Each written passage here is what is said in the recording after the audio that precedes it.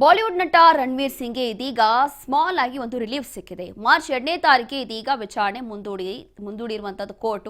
ಮುಂದಿನ ವಿಚಾರಣೆ ತನಕ ಬಲವಂತದ ಕ್ರಮ ಯಾವುದೂ ಬೇಡ ಅಂತ ಹೇಳಿ ಕೋರ್ಟ್ ಕೂಡ ಹೇಳಿದೆ. ಬಲವಂತದ ಕ್ರಮ ಯಾವುದೂ ಕೂಡ ಕೈಗೊಳ್ಳಬಾರದು ಅಂತ ಹೇಳಿ ಹೈಕೋರ್ಟ್ ಒಂದು ಕಡೆ ಸೂಚನೆ ಕೊಟ್ಟಿದೆ.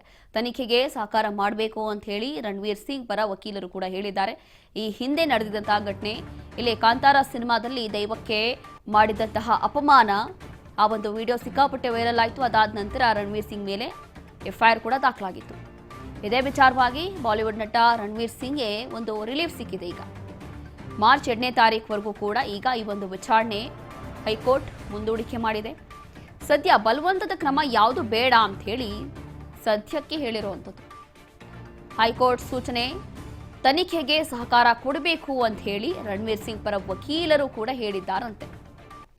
ಈ ಹಿಂದೆ ಒಂದು ವಿಡಿಯೋ ವೈರಲ್ ಆಗಿತ್ತಲ್ಲ ಸಿಕ್ಕಾಪಟ್ಟೆ ಸೋಷಿಯಲ್ ಮೀಡಿಯಾದಲ್ಲಿ. ಅದಾದ ನಂತರ ರಣವೀರ್ ಸಿಂಗ್, ಬಾಲಿವುಡ್ ನಟ ರಣವೀರ್ ಸಿಂಗ್ ವಿರುದ್ಧ ಎಫ್ಐಆರ್ ದಾಖಲಾಗಿತ್ತು.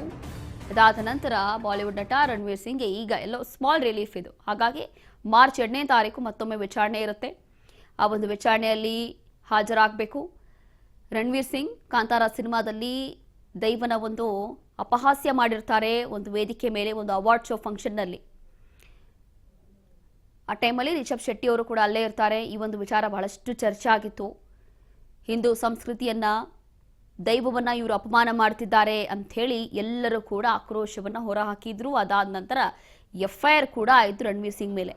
ಇದೇ ವಿಚಾರವಾಗಿ ಇದೀಗ ವಿಚಾರಣೆ ಮುಂದೂಡಿಕೆ ಆಗಿದೆ. ಮಾರ್ಚ್ 2ನೇ ತಾರೀಕು ಮತ್ತೊಮ್ಮೆ ವಿಚಾರಣೆ ಇರುತ್ತೆ. ಹಾಗಾಗಿ ಸದ್ಯಕ್ಕೆ ಬಲವಂತದ ಕ್ರಮ ಯಾವುದೂ ಬೇಡ ಅಂತ ಹೇಳಿ ಒಂದು ಕಡೆ ಹೈಕೋರ್ಟ್ ಸೂಚನೆ ಕೂಡ ಕೊಟ್ಟಿದೆ.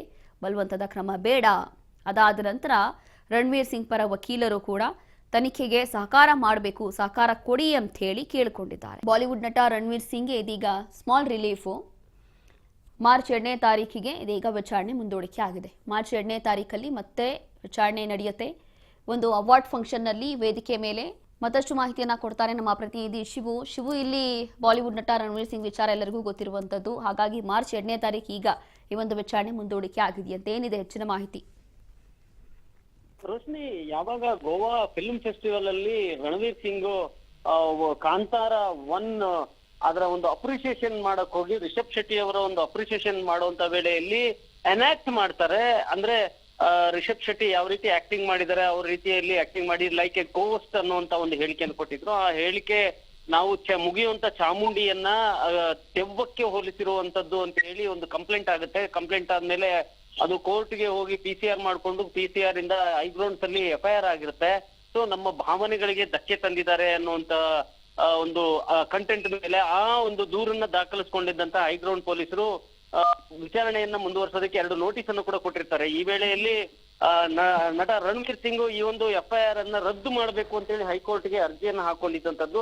ಅರ್ಜಿಯ ವಿಚಾರಣೆ ನಡೆಸಿದಂತ ಹೈಕೋರ್ಟ್ ಪೀಠ ಸಾಕಷ್ಟು ಗರಂ ಆಗಿನೇ ಇವತ್ತು ರಣವೀರ್ ಸಿಂಗ್ ಪರ ವಕೀಲರಿಗೆ ಒಂದು ಆ ರೀತಿಯ ಒಂದು ಮಾಹಿತಿಗಳ ಮೆಸೇಜ್ ಅನ್ನೇ ಪಾಸ್ ಮಾಡಿದ್ದು. ಅಂದ್ರೆ ನಿಮ್ಮ ಕಕ್ಷಿದಾರ ಏನಿದ್ದಾನೆ ಆತ ಏನ್ ಬೇಕಾದ್ರೂ ಮಾತಾಡ್ಬೋದಾ ಅನ್ನುವಂತ, ನೀವು ಸೆಲೆಬ್ರಿಟಿ ಆದ್ರೆ ಎಲ್ಲರಿಗಿಂತ ಮೇಲೆ ಅಂತ ಅನ್ಕೊಂಡ್ಬಿಟ್ಟಿದೀರಾ, ಭಾವನೆಗಳಿಗೆ ಹರ್ಟ್ ಆಗೋ ರೀತಿಯಲ್ಲಿ ಯಾಕೆ ಮಾತನಾಡಿದ್ರಿ ಅನ್ನುವಂಥದ್ದನ್ನ ನ್ಯಾಯಪೀಠ ಗರಂ ಆಗಿ ಹೇಳಿದಂಥದ್ದು. ಇದಕ್ಕೆ ಸಮರ್ಥನೆ ಕೊಟ್ಟಂತ ಏನು SPP ಅವರು ಈ ಒಂದು ವಿಚಾರಕ್ಕೆ ಸಮರ್ಥನೆ ಕೊಡ್ತಾರೆ. ಇಲ್ಲ, ಅವರು ದೀಪಿಕಾ ಪಡುಕೋಣೆಯನ್ನ ಮದುವೆ ಆಗಿದ್ದಾರೆ, ಅವರು ಇದೇ ಸ್ಟೇಟ್ನವರು, ಅವರು ಅವಮಾನಕರವಾಗಿ ಏನು ಮಾತನಾಡಿಲ್ಲ ಅನ್ನುವಂಥದ್ದನ್ನ ಹೇಳಿಕೆಯನ್ನು ಕೊಡುವಂಥದ್ದು. ಆದ್ರೂ ಕೂಡ ಯಾವ ರೀತಿಯಲ್ಲಿ ಅವರು ನಡ್ಕೊಂಡಿದ್ದಾರೆ, ಅವರು ಆಕ್ಟಿಂಗ್ ಮಾಡಿಸಿ ತೋರಿಸಿರೋ ಒಂದು ಲೈಕ್ ಎ ಗೋಸ್ಟ್ ಅಂತ, ಅಂದ್ರೆ ದೆವ್ವ ಅಂತ ಹೇಳಿರುವಂತದ್ದು ಅದು ಎಷ್ಟರ ಮಟ್ಟಿಗೆ ಸರಿ ಅನ್ನುವಂಥದ್ದನ್ನು ಕೂಡ ನ್ಯಾಯಪೀಠ, ನಾಗಪ್ರಸನ್ನ ಅವರಿದ್ದಂತ ನ್ಯಾಯಪೀಠ ಹೇಳಿದಂಥದ್ದು.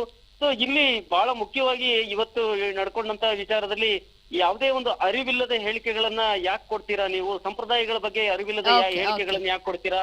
ರಾಜ್ಯ ಒಂದೇ, ಪ್ರದೇಶಗಳು ಬೇರೆ ಬೇರೆ ಇರಬಹುದು, ಆದ್ರೆ ನೀವ್ ಯಾಕೆ ಈ ರೀತಿಯಲ್ಲಿ ಹೇಳಿಕೆಯನ್ನು ಕೊಡ್ತೀರಿ ಅನ್ನುವಂಥದ್ದನ್ನು ಹೈಕೋರ್ಟ್ ಪೀಠ ಹೇಳಿದಂತು. ಎಸ್, ಥ್ಯಾಂಕ್ ಯು ಶಿವು ನಿಮ್ಮೆಲ್ಲ ಮಾಹಿತಿಗಾಗಿ.